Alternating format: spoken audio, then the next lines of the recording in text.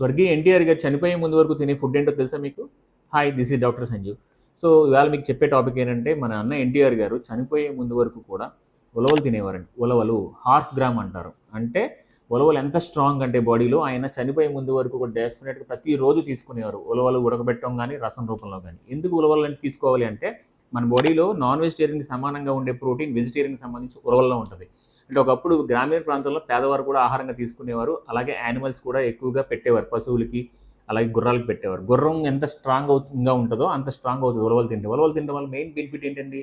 Mainly ఏంటంటే ఉమెన్స్లో main irregular cycles, liver complaints, kidney complaints, అలాగే బోను, అలాగే డయాబెటీస్, అతిమూత్ర వ్యాధి, అలాగే డయాబెటీస్ కంట్రోల్ అవ్వడానికి ఉపయోగపడుతుంది. కొలెస్ట్రాల్ అని గుండె జబ్బులకు ఉపయోగపడుతుంది. అలాగే మగవారిలో సంతానోత్పత్తి, స్పెర్మ్ కౌంట్ మెయిన్ పెరగడానికి ఉపయోగపడుతుంది. అలాగే సెక్షువల్ వీక్నెస్ కంట్రోల్ అవ్వడానికి కూడా ఉలవలు ఉపయోగపడతాయి.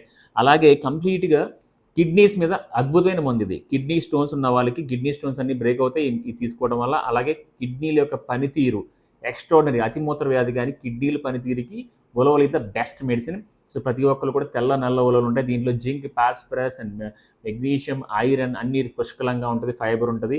సో దీన్ని మనం ప్రతిరోజు కూడా ఉడకబెట్టుకుని ఒక స్పూన్ కానీ 2 స్పూన్లు కానీ కొంచెం లైట్గా ఉప్పు కారం చల్లుకొని తిన్నట్లయితే, ఉడకబెట్టుకుని తిన్నట్లయితే బాడీకి చాలా మంచిది. సో ఉలవలు ఇది బెస్ట్ మెడిసిన్. గుర్రం పరిగెట్టినట్టు పరిగెడతారు. హ్యాపీగా ఉలవలు తీసుకోండి. Thank you.